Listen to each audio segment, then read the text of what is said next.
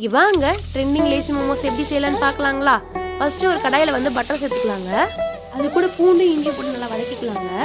நல்லா பச்சை வாசம் போன அப்புறம் பச்சை மிளகா குடை மிளகா போட்டுக்கலாங்க. அது கூட கேரட்டு கோஸ் போட்டு தேவையான அளவு உப்பு போட்டு நல்லா வதக்கிக்கலாங்க. நல்லா வதங்கின அப்புறம் பெப்பர் போட்டுக்கலாங்க.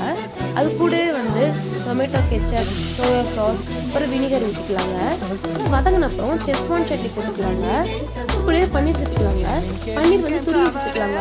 நல்லா பன்னீர் வதங்கின அப்புறம் கடைசியாக வந்து கொரியண்டர் சேர்த்துக்கலாங்க. அவ்வளோதாங்க, மோமோ ஸ்டஃபிங் ரெடிங்க. வந்து மோமோ ஷீட்டே இல்லாமல் மோமோஸ் எப்படி செய்யலாம்னு பார்க்கலாங்களா. ஃபர்ஸ்ட் வந்து நம்ம ஸ்டஃபிங் வந்து பால் மாதிரி பிடிச்சிக்கலாங்க. ஃபர்ஸ்ட் மைதால கோட் பண்ணிட்டு அதுக்கப்புறம் தண்ணியில டிப் பண்ணிக்கலாங்க. இந்த மாதிரி 3 டைம்ஸ் பண்ணிக்கலாங்க. மைதா இல்லைன்னா உங்களுக்கு கோதுமையில கூட பண்ணிக்கலாங்க. இது ஒரு 6 to 7 minutes வச்சு எடுத்தா போதுங்க. காரசாரமான சட்னி எப்படி செய்யலாம்னு பார்க்கலாங்களா. ஒரு கடாயில தண்ணி ஊற்றி ஒரு 4 தக்காளி பூண்டு வரமிளகா கொரியண்டர் ஸ்டெம் போட்டு நல்லா வேக வச்சுக்கலாங்க. வெந்தப்புறம் தக்காளி தோல் ரிமூவ் பண்ணிட்டு அது கூட tomato ketchup soya sauce vinegar உப்பு சர்க்கரையை போட்டு அரைச்சிக்கலாங்க. காரசாரமான சட்னி ரெடிங்க. உண்மையுமே சொல்றாங்க, பெஸ்ட் காம்போங்க. வீட்டில் மறக்காம ட்ரை பண்ணி பார்த்துட்டு கமெண்ட் பண்ணுங்க. Tata bye bye.